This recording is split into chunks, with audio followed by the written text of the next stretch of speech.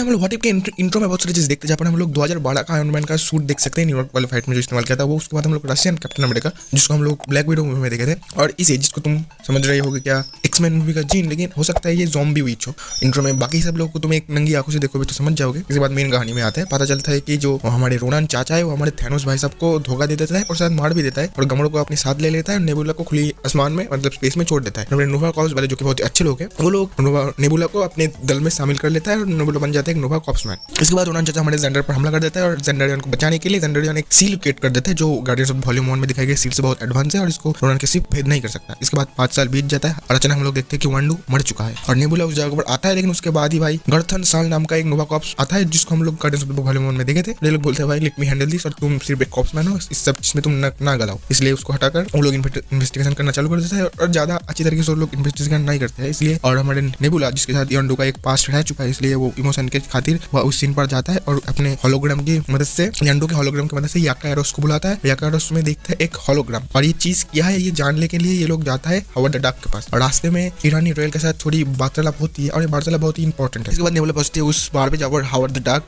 ग्रूट, Cork, Meek और एक गुस्सेल ड्रेक्स को भी देखने को मिलता है। इसके बाद हावर्ड द डार्क के साथ वार्तालाप होती है नेबुला का, और कॉर्क वहाँ पर आकर बोलता है ये जो होलोग्राम है ये नोवा का मेन फ्रेम कोड का। इसके बाद नेबुला के दिमाग में आइडिया चमकता है, उसका एक बंदे की जरूरत पड़ती है जो नोवा प्राइम के कोड में जा सकता है, इसलिए वो जाता है यॉन रॉक के पास। और यॉन रॉक भाई कैप्टन मार्वल मूवी में भी हरामी था और यहाँ पर भी हरामी है, रोनान का चमचा। और इस बात यॉन रॉक और नेबुला दोनों मिलकर जाता है, जो नेबुला यॉन रॉक को छुड़ाता है दोनों मिलकर जाता है नोवा कोड के पास, और जो कि नेबुला एक साइबॉर्ग है वो नोवा कोड से सब तथ्य डाउनलोड कर लेता है। और उसके बाद भाई यॉन रॉक जैसा हरामी था वो नेबुला को धोखा देता है, और बाद में भाई ये पता चलता है कि हमारे ईरानी रेल जो कि भाई नोवा प्राइम का हेड टाइप मेंबर है वो भी एक हरामी हो गया है, क्योंकि क्षिप्त हो गया है, उसको एक सूरज की रोशनी दिखना चाहता है इसलिए वो रोनान के साथ सौदा कर लिया है। और नोवा कॉर्प्स वाले नेबुला को पूरी तरीके से मार देते हैं, लेकिन किसी तरीके से नेबुला बाज बच जाता है और जाता है भाई उस बार में हावर्ड द डार्क के पास, और भाई गन मान लेता है और अपने शरीर को रिबूट करता है। और बाद में नोवा कॉर्प्स के हेडक्वार्टर में आकर ईरानी रॉयल को बोलता है मेरे को पहले से इस सब कुछ पता था जब तुम उस वार्तालाप में बोला था and use any mean necessary. ये सुनकर उसे शक हो गया था और इसलिए वो उसको धोखा दे दिया था। मतलब नोवा कोड से डाउनलोड करने के बाद थोड़ी मोटी गड़बड़ कर देता है और ये